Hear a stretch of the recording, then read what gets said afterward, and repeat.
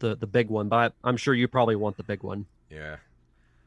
Oh my God, you are so laggy right now in that.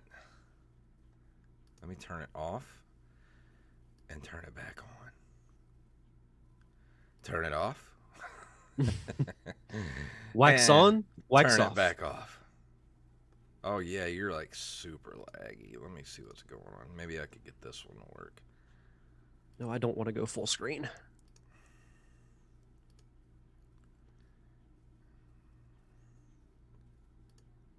By the way, after today, I'm never streaming to Facebook again.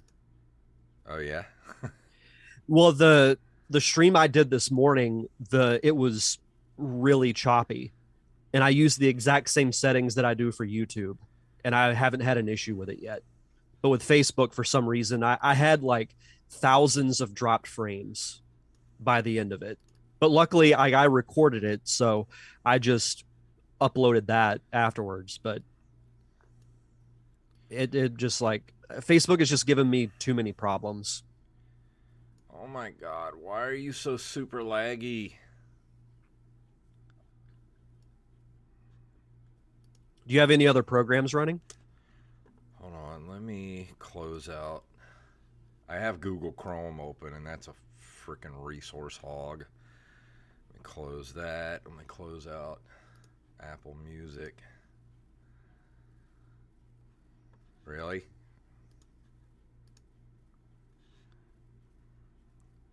I love when my computer refuses to close out something. I'm like, why are you not closing out?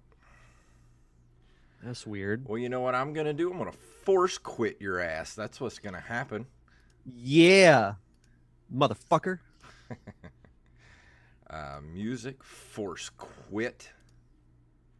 There we go. All right, hopefully that'll help. I don't have much else open right now. Oh, I need to tweet this out. Yeah, I'll share it to Facebook after I just shit on it. Hopefully the lag will work itself out. Yeah, hopefully so. All right, come on. Streamlabs is not playing nice today for some reason. I guess it didn't get the memo that it's not taking the day off today. Nope. There, I think it's getting a little better. So if you're watching the video of this, I apologize. For some reason, Derek's a little laggy in the video department, and I don't know why. I mean, if anything, it reflects my real life personality. So a little laggy. Man. We'll just work with what we've got today. For some reason, everything is taking the day off because it's Memorial Day. Memorial Day. All right. I got the chat pulled up on my end. I got all my tabs open. All right. So whenever you are ready to go, I'm all set. All right. Let's see. Missing audio device not appear to be attached. What?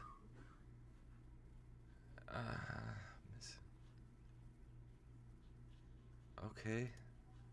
Well, everything is looking fine. Let me stop that and restart it. All right, here we go. In 3, 2, 1. Shit. Let me start that again. God, what is happening? You got some gremlins over there. Oh my God. Here we go. In 3, 2, 1.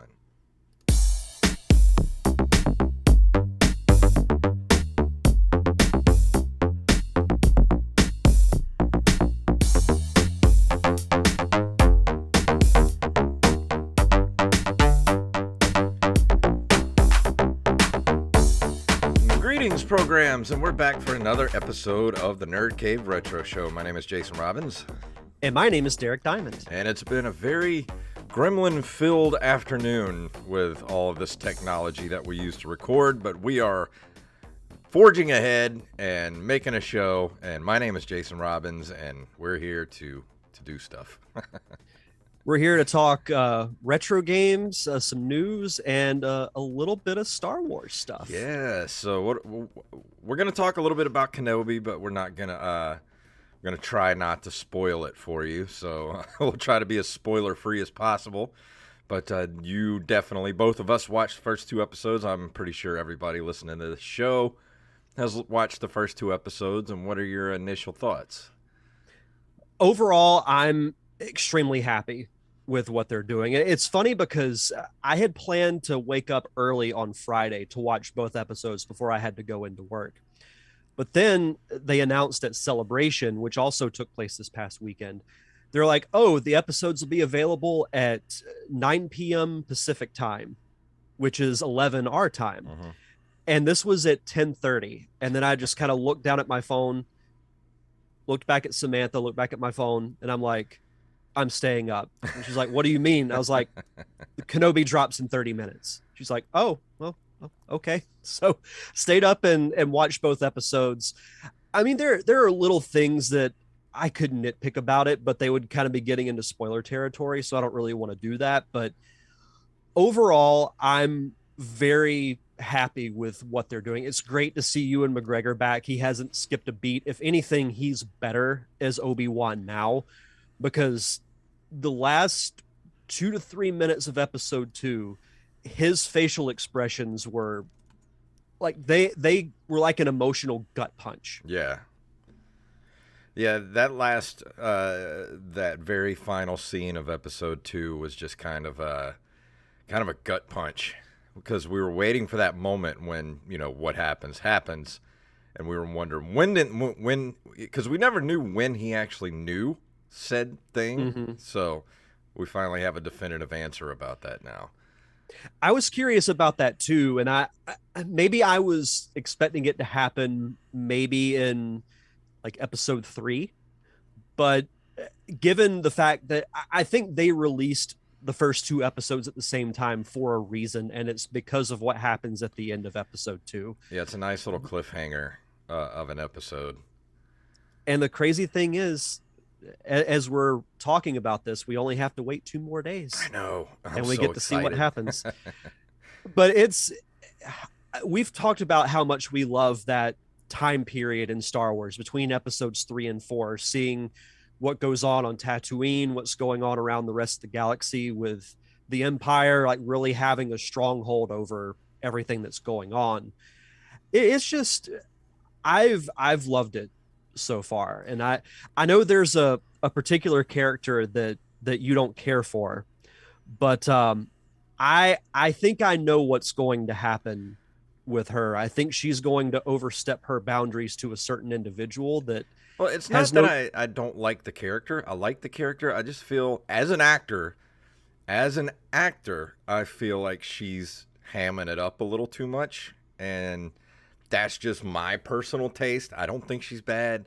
I just, as an actor, I can tell when someone is acting, and the whole key to acting is to not smell like you're acting, and it feels like she's acting to me, and that's what I don't like about it. But I don't True. want to get yelled at for that, but that's just my personal opinion as an actor. Well, either way, I don't think she's going to survive the series. I think she's going to overstep her boundaries to a certain individual, and this certain individual is not going to take very kindly to it. Well, I think there's another character that we know for a fact that's still around in Rebels that had met his end in episode two. I think he's going to come back and take care of her agreed. later in the season. Yeah, So, I agree. but yeah, But that's overall, I love it. that's my only nitpick about the show is just a little bit hammy acting, but I can live with that. I mean, it's science fiction, it's fantasy. I can live with it. But I do feel like a lot of people I've read online people angry about how weak Obi-Wan is, and I'm like, well, that kind of gives you an idea of why he was the way he was in episode 4, because using the Force is like a muscle. If you don't use it, it goes away. And you know, like it Well, happens. Like it's just the way it is. there's another thing too, because as we both know, no one hates Star Wars more than fellow Star Wars Yeah, fans. Let the story play out. exactly. Just let it It's happen. not finished. Wait until you see the full body of work before you judge it.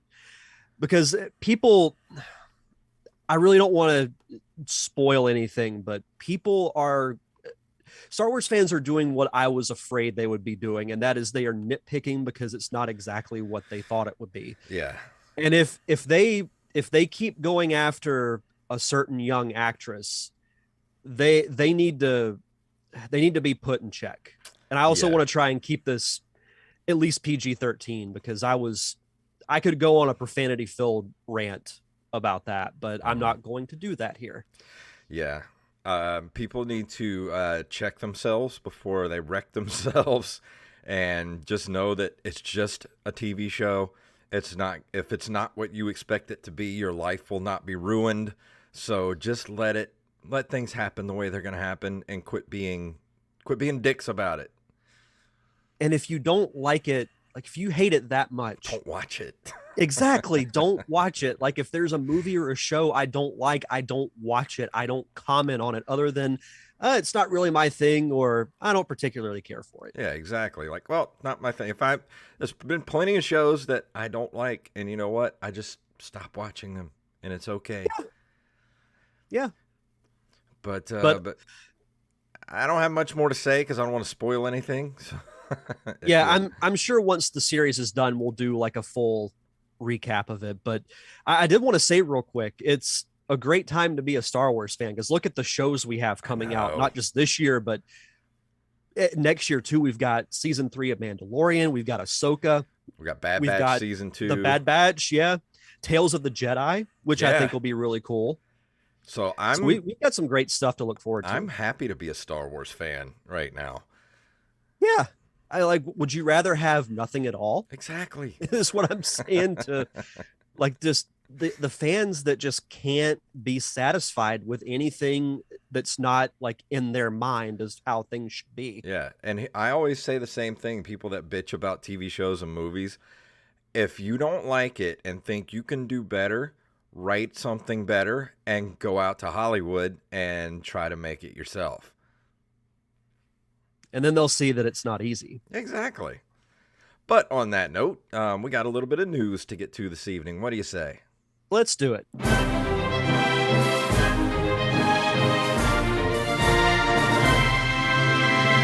Of course, all of our stories tonight were submitted to us by Mr. Armez Jackson and several other people. I think I Am the Rampage sent something in. Several people sent some stories in. But if you have a story you'd like us to cover, send them to nerdcaveretro@gmail.com. And this first story comes from Nintendo Life. Popular Flash game Indestructo Tank to get a physical release on Game Boy. Digital too. The death of Adobe Flash Player on the 1st of January in 2021. Many creators have gone to great lengths to preserve the projects they created over the years. If you're around at the peak of this era, then the name Newgrounds will be familiar to you, and I'm sure everything has something they spent hours upon hours of mouse clicking on. One game that released on the site and still available there is Indestructo Tank, an arcade-style game that lets you drive an indestructible tank, and in the vehicle you're safe from bombs. You can bounce off of them into the air and then maintain uptime by bouncing off of helicopters, planes, and other airborne modes of transportation. The game was previously self-published by indie developer the EXP Games, following a successful Kickstarter campaign, and now the second publishing run by Incubate will help get the Flash game into more people's Game Boys. If you don't have an original gray brick, you can also use the cartridge on your Game Boy Color or Game Boy Advance. It's due to come out sometime this month. You can check out, let's see, it's going to be, you get a sealed box, clear cartridge protector, instruction booklet, sticker sheet, and you also get the digital version, which includes game ROM, digital soundtrack, PDF game manual, high resolution cover art file. And this sounds kind of cool. I mean, if I had an original Game Boy or a Game Boy Advance, I would definitely try to pick something like this up. So I still have my Game Boy Advance. Do you? Yes, I do. I still have my original one that I bought back in, I believe it was 2002, whenever it came out. Mm-hmm. So I may actually get a physical copy of this because I all the stuff that it comes with is like stuff that would come with Game Boy games back in the day, like with the cartridge protector, the instruction book, and it looks like straight up, mid to late era of Game Boy. And You know, there's the like a link the in the article that'll take you to the page where you can buy it at incubategames.com. And it runs for $34.99. And man, it looks really cool. mm-hmm. Yeah, the graphics look, I mean, they look like it belongs on the Game Boy. Mm-hmm. Like they're not terrible graphics, but it's what you'd expect with a Game Boy. But it's a game that, like, I'm not very well experienced with these types of games. So I may actually give this a shot. Get it Yeah, for the Game Boy Advance. $35 is not bad for what you get here. Yeah, I'll have to blow the dust off of it and probably Oh recharge yeah. it or replace the batteries because it hasn't been turned on in many years. Oh But yeah. this will be cool. That's This will be awesome. very cool. Yeah, maybe maybe give it a little review Yeah. on the show once we get it. So I think that's Sounds pretty like a cool. plan. Yeah. This next story also comes to us from NintendoLife.com. SNES platforming shooter Gem Power: The Lost Dimension returns on the Switch. In another obscure retro re-release, publisher QU Byte Interactive and developer Pico Interactive have announced the return of the SNES platformer Gem Power: The Lost Dimension in 3D in form of a brand new release, Gem Power: The Lost Dimension. It was originally released in 1993 on the Super Nintendo. Gem Power is an action platformer where you have to save the world from a supernatural alien attack. If the game is known for anything, it's its difficulty, as well with coming with 3D glasses, like most things in the 90s did. Yeah. It comes with a number of new options, including screen filtering to allow everyone to experience the game as it was meant to be, including a brand new 8-bit NES version and the long lost Sega Mega Drive / Genesis release.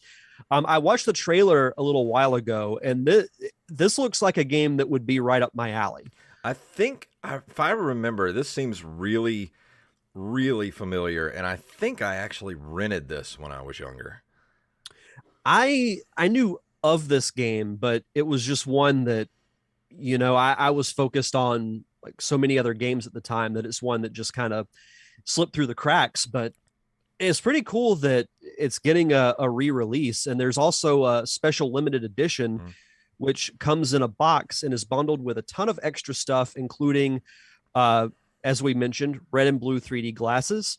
Only 1,000 copies of these will be available. You get a double-sided 3D poster, you get the physical game, the manual, a sticker, 3D glasses, a card, and a flyer. Oh, and the soundtrack Yeah, you get comes two with it as CDs. well. So yeah, so it's that will be available for $154.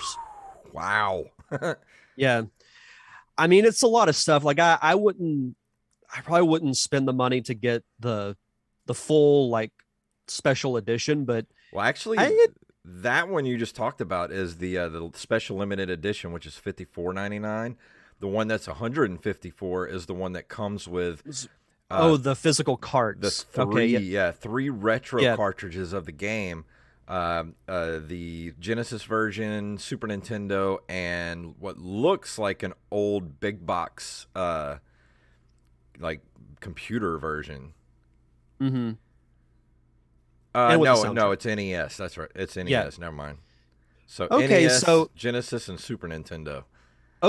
then all of this for $55 is a much better deal, in my Yeah. opinion. I mean, even the 150 one, you get a Super Nintendo, a Nintendo, and a Genesis cartridge, which is not bad for 150 bucks.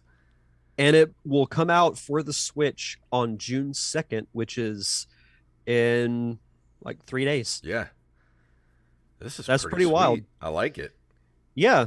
Yeah, it sounds like a fun game and it'd be one that, it'd be cool to go back and revisit.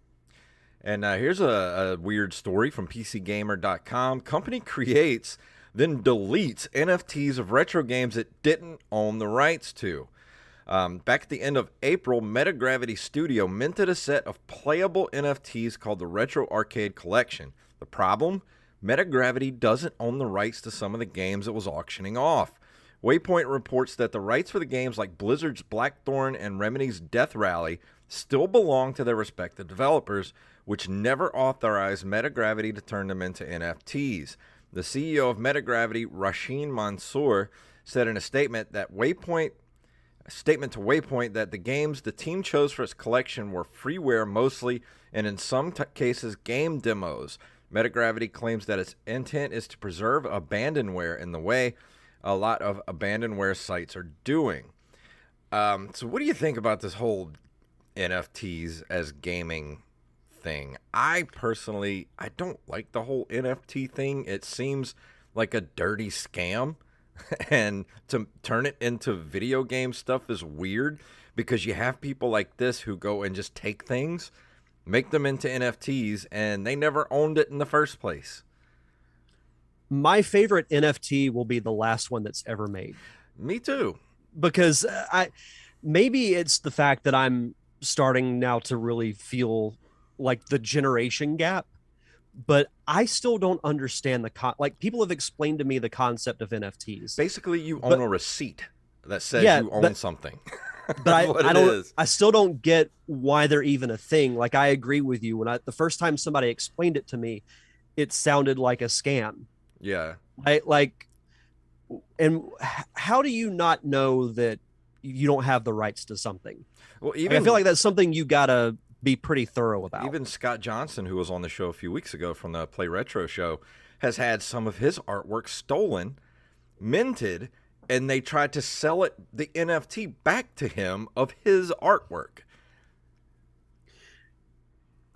People just assume that others are dumb. That just sounds so scummy to me. It is. The whole concept of NFTs is really dirty to me. I don't like it. I just can't wait till it just goes away. Exactly. The best NFT will be the last one that's ever made. Yep. And then we don't ever have to hear about it again. Hope you're right. From videogameschronicle.com, Sega is announcing a new project next week, which may be a mini console. A special Japanese live stream will actually take place this Friday at 8 p.m. Japan time, which will be 7 a.m. Eastern, so 6 p.m. Central. A tweet on the official Japanese Sega Twitter account states, "Urgent notice, live broadcast to announce Sega's new project." Let's see. The announcement may be a new mini console because the two both announced the Mega Drive Mini at a Japanese Sega festival in 2019. Could this be a mini Dreamcast? Could be. I don't see why not. I mean, there's enough love for the Dreamcast. I think plenty of people like the Dreamcast that even if they were to do, a 500,000 run of the Dreamcast, they would definitely run out. I personally, that's what I hope it is. But I feel like every now and then we hear about Sega's going to be doing, like this big announcement or this new thing, and then we don't hear about it. But I hope that this is different. So that this will be interesting to talk about, because when we do next week's show, this will have been announced. I hope it's not anything like a mini Saturn or something like that. Like I hope it's a mini Dreamcast, because that would actually be kind of cool. That would actually make more sense than the Saturn. Yeah. So we'll see what it is. We'll find out this Friday. Yeah. From NintendoLife.com, and I think this is our last story. From NintendoLife.com, big news promised at Evercade's second anniversary show. Evercade, a family of gaming hardware which plays physical collection of retro software, turns 2 this year, and the company behind it is celebrating with a special anniversary show tomorrow. The 20-minute broadcast is scheduled to take place on Evercade's YouTube channel, and we'll see the announcement of some new collections for the system as well as a look back on its history, but it's also been confirmed that big news will be forthcoming too. Let's see, it will air at 12 p.m. Eastern, 9 a.m. Pacific tomorrow, which is Tuesday. The Evercade range launched in 2020 with the portable system, but a home console variant was added last year in the form of the Evercade VS. So I don't know what they're going to be announcing tomorrow, but I guess we'll find out tomorrow. Let's see. There's a wide range of cartridges available now, covering the output of companies such as Namco, the Bitmap Bros, Jaleco, and Atari. I'd kind of like to have an Evercade. It seems pretty sweet, but I think I may have missed the boat on that one. Yeah, same. I mean, it still makes me curious as to what their announcement is going to be, because it's like you said, what more do they have to say? So that makes me curious as to what it's actually going to be. They're probably going to come out and say that they actually made more, and they're going to be in mass production, maybe. Fingers crossed, because like you, I'd love to get my hands on one of these too. Like Yeah. I like the look of it. The controller looks pretty cool. So why not? I don't know. We'll Kinda find cool out to have. tomorrow. Of course, everything Yeah. happens the day after we record. No matter when we move days, if we were to move the show to Tuesdays, all the big stories would be announced on Wednesday. Yeah, of course. That's just how it goes. And right now, we move into... Oh, we don't have any video game history this month. So we're going to go straight into our Patreon shout-outs before we do our review. As always, we'd like to shout out our awesome patrons over at patreon.com/NerdCaveRetro. We want to shout out Daniel Salmon, Tyler Watson, AxeBlade07, Armez Jackson, Hand Solo, Carlos Longoria, aka Rampage, Steph Sargent Sketch, Gus and Penny, Matthew Salmon, Mike Eveland, Mr. B Res Coffee himself, and Brandon Rutledge. Thank you all so much for your continued contributions to the show. And if you want to be a part of our awesome Patreon community, you get early access to our fun commentary tracks. Like this past week, we did Chippendale Rescue Rangers and Darkwing Duck. So we had a really fun nice episode. We did. We had a really nice trip down memory lane. You know, spoiler warning, we didn't talk a ton about either episode, but we had a lot of fun reflecting on, you know, what our lives were like back then, because it's like Wally said, shows like that and movies from that time period, they spark, you know, like images of where you were at that time, like maybe the house you grew up in, where you were in life at that point.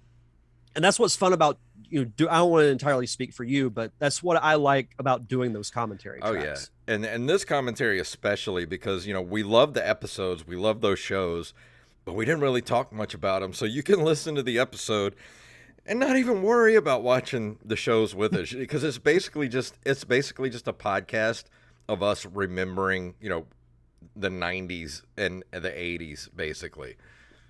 The episode title should have been Remember When. Yeah, exactly. We could have called up Paris Lily and be like, hey, you want to come on? Yeah, should have. God, that's a name I haven't heard in quite a while. I know. I wish they would bring that show back. I miss Remember When. Yeah, I remember I had started listening to it, and then it just... Yeah, they went away. pod faded hard. They were just Yeah, like, we'll be back, and then it never came back. That's unfortunate. But we've got so many other great commentary tracks in the vault too, between National Lampoon's Christmas Vacation, Clue, the X-Men animated series, Batman the animated series, Gargoyles. We've done a ton of great commentary tracks, and I'm sure we'll have some other great ones in the coming months. But if you want early access to those, head over to patreon.com/NerdCaveRetro. And for new patrons, be sure to send us your social media, whether it's Twitter, Facebook, Instagram, or email, so we can give you a proper shout out. And tonight we're going to be talking about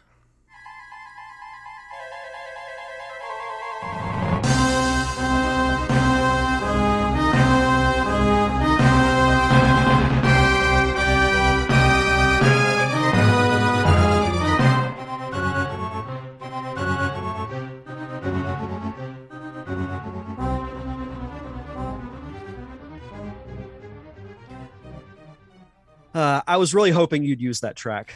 Man, there's one thing you can say about the sound chip for the Super Nintendo is, man, that thing could really, really create some awesome sounds. Oh, absolutely. And whenever I turned this game on to play it, you know, for the first time in years, to prep for this show, it kind of like caused me to go back in my chair a little bit, because I was just like, man, this sounds great. Mm-hmm. For a game that's nearly 30 years old, it still sounds great, and that's just a testament to the power of the Super Nintendo and the longevity of it. But you thought the Star Wars discussion for this week was over, but Hmm. it is not, because I will be talking about Super Empire Strikes Back, or technically Super Star Wars The Empire Strikes Back, which is a 1993 run and gun game for the Super Nintendo Entertainment System. It, of course, is the second game in the Super Star Wars trilogy, based on the 1980 film The Empire Strikes Back. So there's not really a ton to explain story wise, because if you've watched The Empire Strikes Back, if you know Star Wars, you know what the game is based on. It follows the storyline of that movie with a few minor tweaks, but that's pretty commonplace for adaptations back then. And Like, that was the thing about these LucasArts games, that were developed by JVC and LucasArts, is they stayed, and even when I did the Indiana Jones game a few weeks ago, like they stay pretty close to the story of the movie, with some of the cutscenes and everything. But they take a few liberties here and there to make it fit a game a little better. They chop some stuff out, but for the most part, it pretty much follows the movies to a T. well, and the tweaks that they add aren't necessarily a bad thing. If anything, it makes me a little curious to play different adaptations just to see what the tweaks and the changes are. So the biggest one that I can think of, for example, is when you start the game, you're on Hoth, you're playing as Luke Skywalker, follows the storyline of the movie where you see the meteor hit. So you go to check it out, and you go into the Wampa cave. Well, obviously it's more than just, the Wampa knocking you out. Like, Yeah. there are other enemies in there. There's snow Minox, which are, god, beyond annoying. There are these cool, like, wolf and Wampa hybrids that shoot like frost breath at you, Mhm. but they actually look kind of cool. And I'm like, and I know the technology was limited at that time, but if they did like a wolf Wampa hybrid for a movie, if they ever go back to Hoth, that'd be Yeah. pretty sick, in my It, opinion. and the one thing I found about these games is, the original Super Star Wars is pretty hard, because. Oh, this one is too, but I'm gonna get to that in a But minute. I do feel like they got a little smoother with this one, especially with Luke being able to have his lightsaber so early in the game, and I feel like the game gets a lot, especially once you get to Super Return of the Jedi, like being able to, throw the force throw the lightsaber, like things got a bit easier as you went along. Still hard as hell, but it got a little bit more manageable as the games went on. Well, it's funny you mentioned the force throw from Super Return of the Jedi. When you play this game and you get to Dagobah, you get almost like upgraded abilities. Like, Mm. Luke gets more force power, um, which then carries over into Return of the Jedi, which I thought was a pretty cool, continuity piece for that particular game. But the difficulty of this game, it it's hard. I'm gonna be blunt. It's Well, it's the pretty cool hard. thing about these games too is, unlike the Indiana Jones one, where you only get to play as Indiana Jones. In these games, you get to swap between characters. So you get to swap between Luke, Chewbacca, Han Han. Solo, and Leia. I forgot, in Empire Strikes Back, do you get to play as Leia at any point, or is it just Return of the No, Jedi? it's just Return of the Jedi. Okay. For Empire, you only get to play as Luke, Han, and Chewie. And of course, you got Luke, who gets to use the lightsaber. You got Han, who's got his blaster, and then you have Chewbacca, who is basically like a tank. He takes a lot of hits, so you can kind of pick, as you go through the game. You kind of figure out who works best on what level. Well, the cool thing about Luke is you can also swap between the lightsaber and the blaster Yeah. if you prefer it, which is a good option. But I found that the lightsaber is just a better weapon. Like, yeah, you have to be in close proximity, but I prefer close combat with those type of games than Yeah. you're trying to shoot somebody from across the screen. Yeah. So it's cool to go through this movie because I believe it's, I don't want to speak for you, but it's my favorite movie of all time. Yeah. Mine Not just too. in Star Wars, but it's movie perfection in my opinion. And getting to, go through the storyline of this game from going through the Wampa cave and then eventually fighting the giant Wampa, then leaving, fighting the probe droid, fighting on top of the AT-AT walker, going through Dagobah, which I didn't make it past Dagobah, but I think that's my favorite level, despite how frustratingly difficult it was for me. Because like watching Empire Strikes Back, no matter how many times I watch it, I'm always curious to see more of that planet. Yeah. Because it's like there's so many mysteries about it. We only really see it in brief glimpses when Luke goes to find Yoda. Another thing that they did change that I was reading up on. Whenever you're going to Cloud City, you have to fight, the giant uh, red ships that Yeah. patrol Cloud City. You have to fight those before you actually get to Cloud City. So Yeah. that's another like little tweak that is made. Well, But that was the really cool stuff that, this game used the Mode 7 to do mhm. stuff like that with the aerial combat and things like that that other games didn't really do up to that point. And then once you got to the Super Nintendo and you had games like this that were using the Mode 7 to do, aerial fighting and actually have it feel like you're actually in aerial combat was something awesome for the day.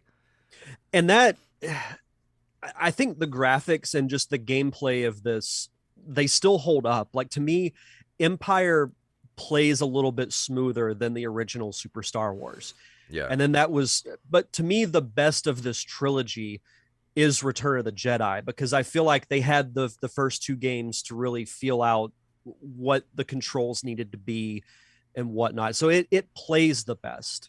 And with these games too, they of course they didn't have a battery backup, but they did have password system for these Yeah. games, and that's the only way you're going to get through these games. I remember when me and my brother got Super Star Wars when it came out for the Super Nintendo.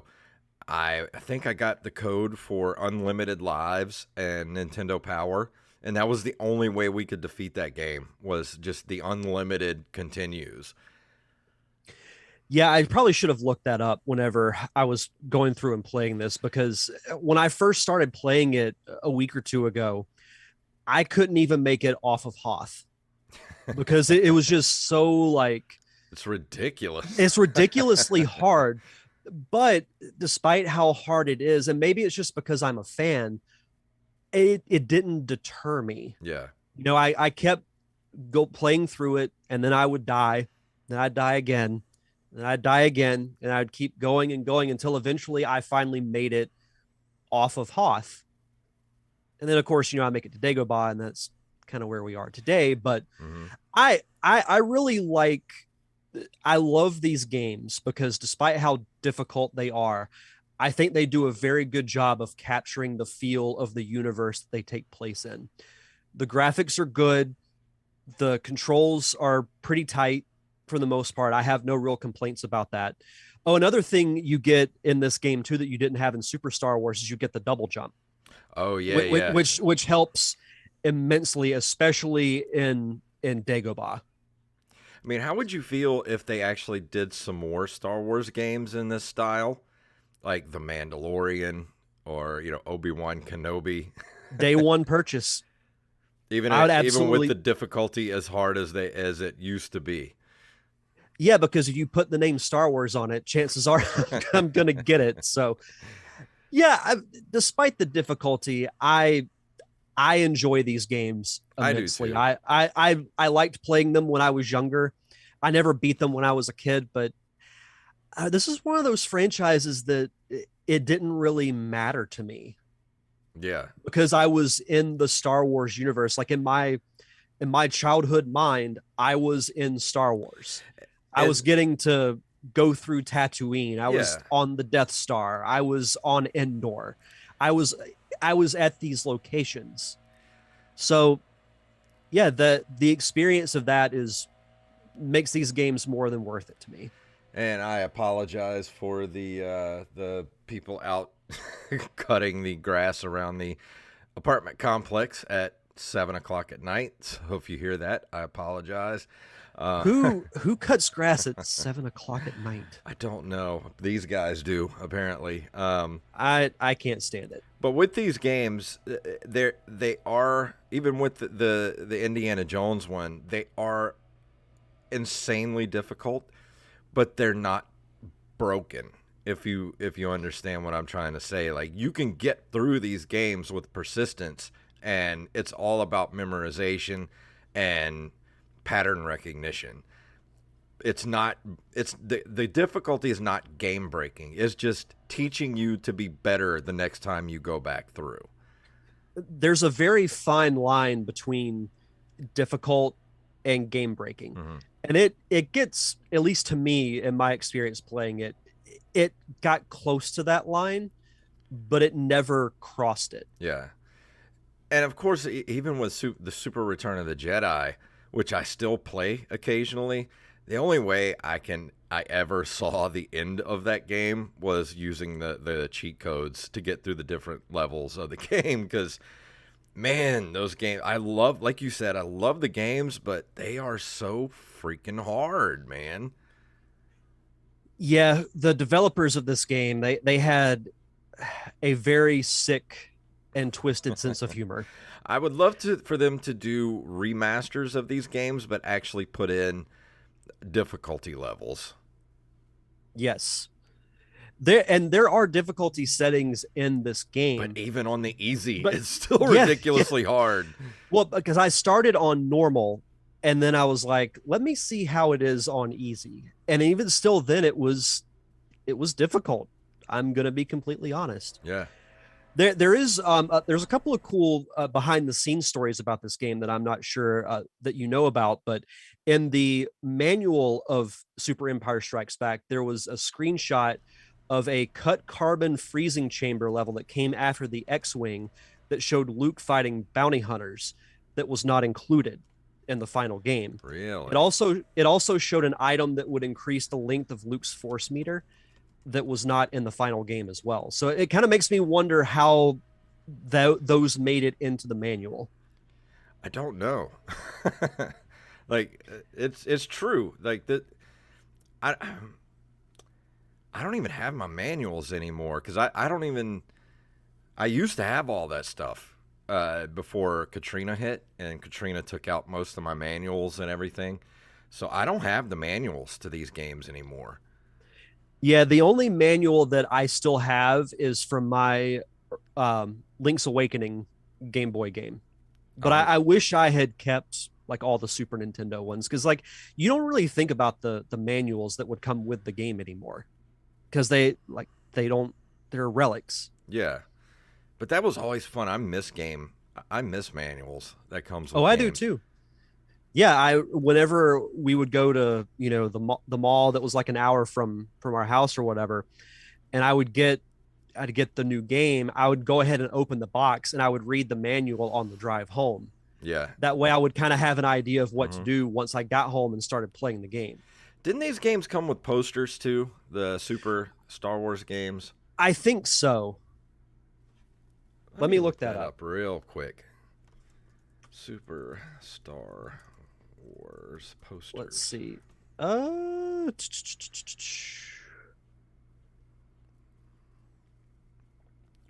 Not seeing anything yet. I see something here for Super Empire Strikes Back cockpit poster. And I see one on eBay. I don't know if this came with the game though. This didn't. Let's see. There's print ads.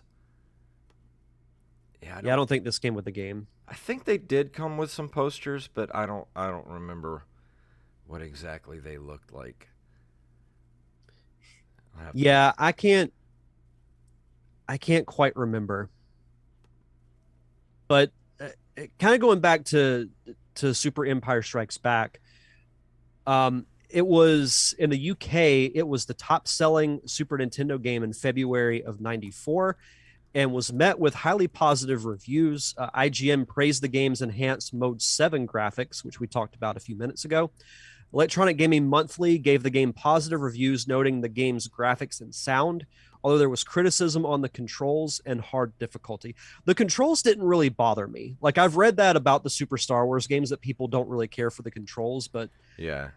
like, maybe it's just me, but like, I got used to them fairly quickly. Like, it's like that old muscle memory Yeah. kind of thing. Once you start playing these old games, some of them do tend to come back to you.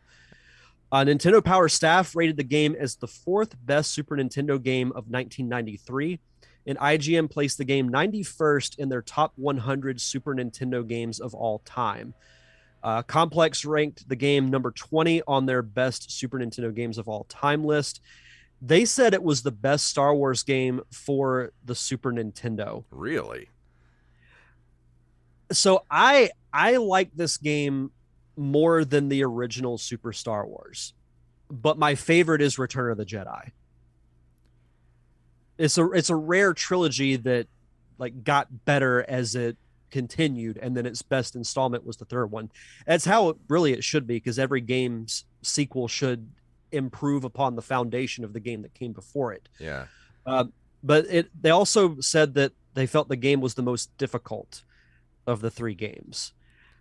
I'm looking up right now Empire Strikes Back for the NES, because they never made a Return of the Jedi for the NES. And even right now, it's really hard to find, looking up on Google, it's hard to find information on the Empire Strikes Back for the NES. Got a couple of screenshots here, and I don't think I ever played this for the NES. No, I never played a Star Wars game for the NES. It wasn't until Super Nintendo. I did play the original Star Wars for the NES, and it was not great. Yeah, well, I mean, in that time frame, you just had so many hit or miss games whenever it came to adaptations. Yeah, and I mean, they had, I think, Super Star Wars and regular Star Wars for the NES both came out around the same time. And I think they were pretty different as far as gameplay, but I remember playing it for the NES and being not that impressed with it. But the Super Star Wars games were just where it was at. Well, and they offer so much replayability too.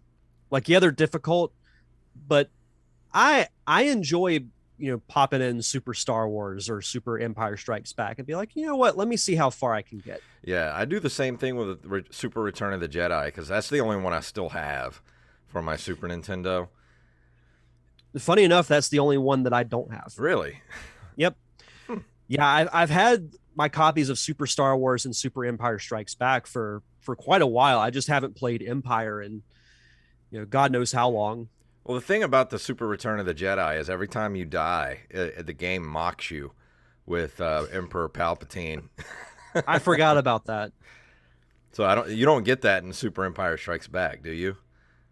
No, you get the whenever you die, you just respawn at the start of the level. But if you run out of lives, you have Yoda pop up on screen, and if you say you want to continue, he says do or do not. There is no try.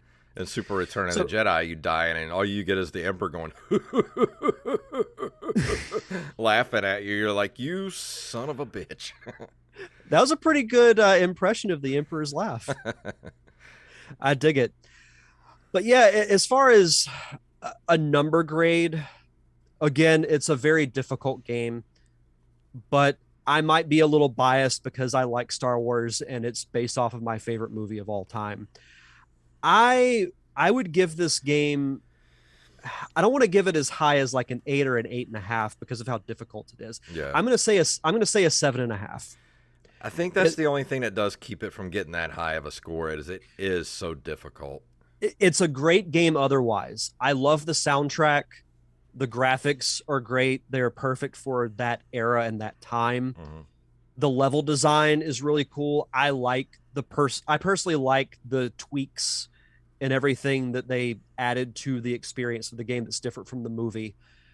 Getting to use Luke's lightsaber and then getting the Force abilities later on is cool, but the difficulty does bring it down a little bit for me. Yeah, I really think there would be a market for them to for Lucasfilm or LucasArts. If they're Are LucasArts even still around? I want to say they were dissolved when Disney bought Star Wars. Yeah, if they could, I think they have brought LucasArts back though to start making games.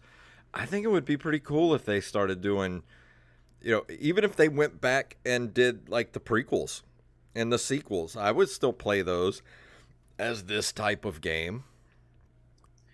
Yeah, it makes me wonder why they never did that. I mean, I know we were in the transition to 3D when episode 1 came out, but maybe now that you have like the return of that style of gameplay with various indie games and whatnot, I think it'd be cool to go back and do, like not call it Super the Phantom Menace or Super Attack of the Clones, but just do a straight up adaptation in that style Yeah, where you could play as like 16-bit Obi-Wan or side Anakin. scroller. Yeah.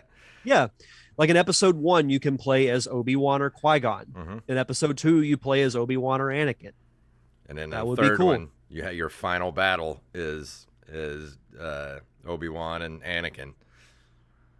That would actually be really cool. That would be awesome. I would Yeah, that'd play be the really hell cool. out of that. I mean, I'd even play the sequels too if they made those. Except for the third one.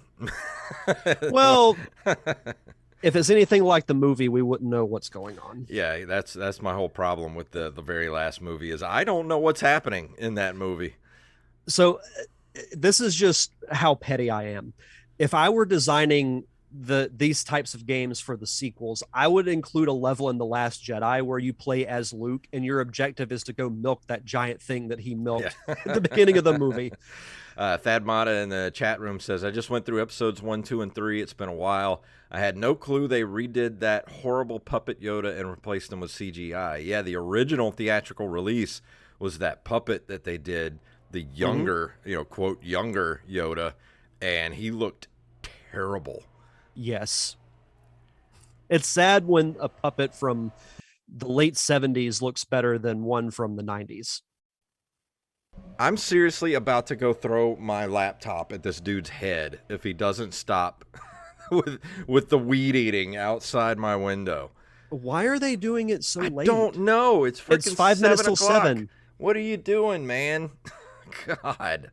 Yeah, I don't know. I sincerely apologize, everybody. This only happens to me.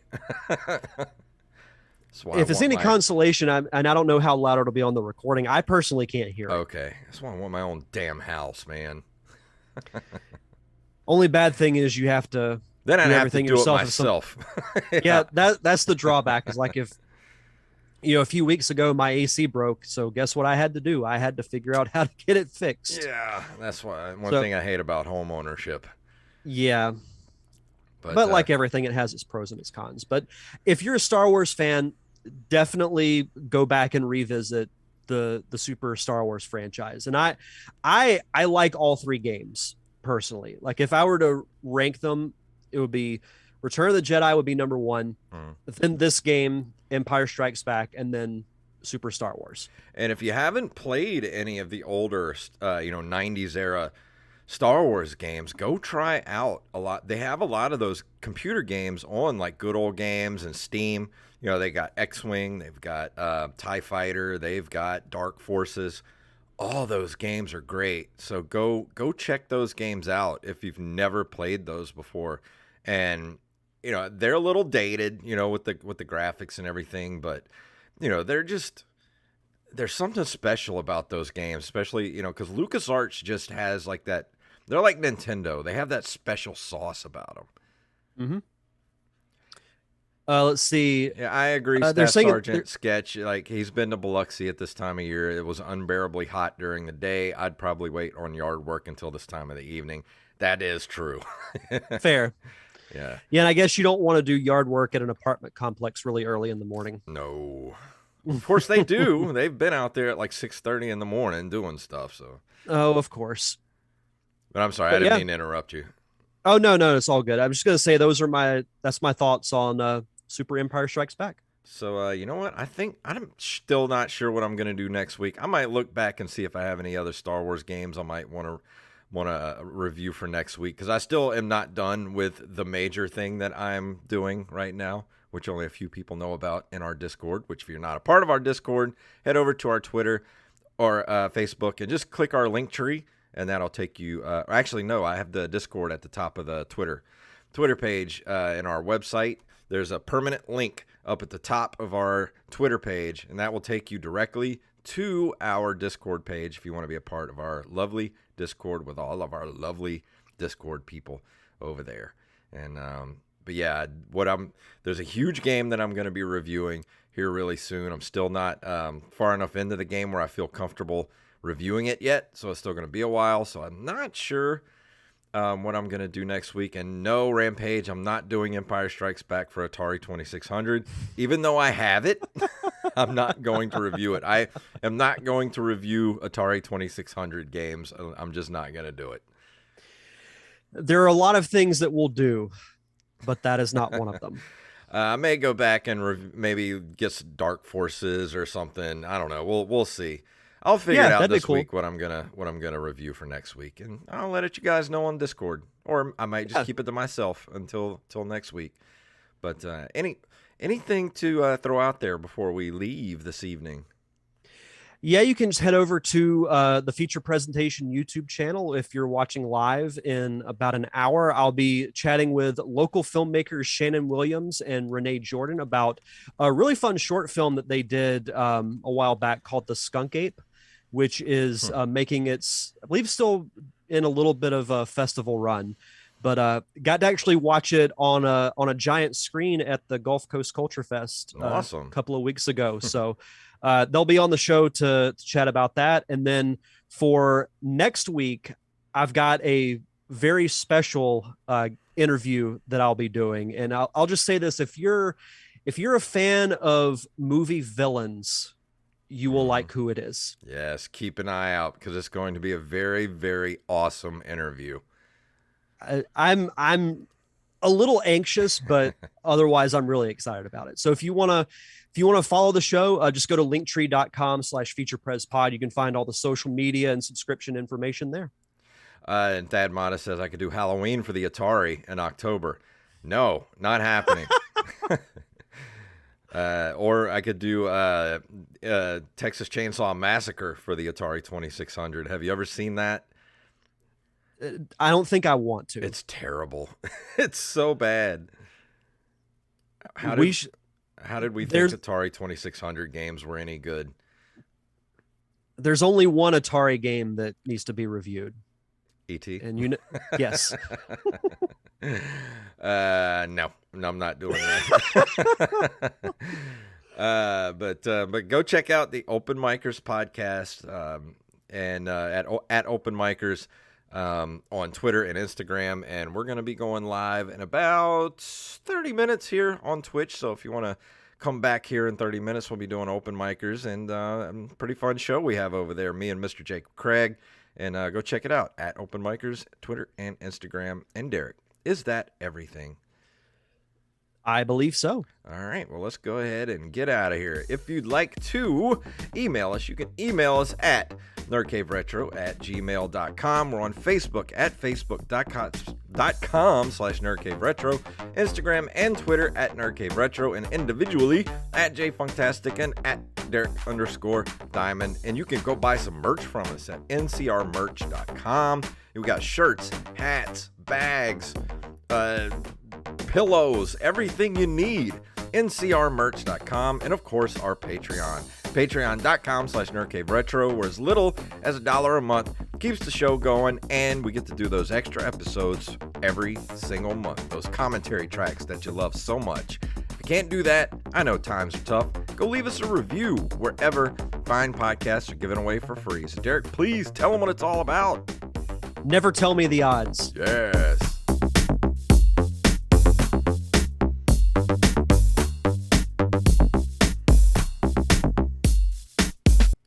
Spoken. And we are done. Sweet. So I hope you guys enjoyed the Choppy Derek tonight on Probably the best version of me, if Choppy I'm being Derek. honest. We call this Yeah. episode Super Star Wars with Choppy Derek. Yes. And I'm going to go ahead and go so I can restart my computer before open micers. Yeah, it's a good idea. And I will see you guys in 30 minutes. And we'll see you guys. If you don't come back for open micers, we'll see you guys next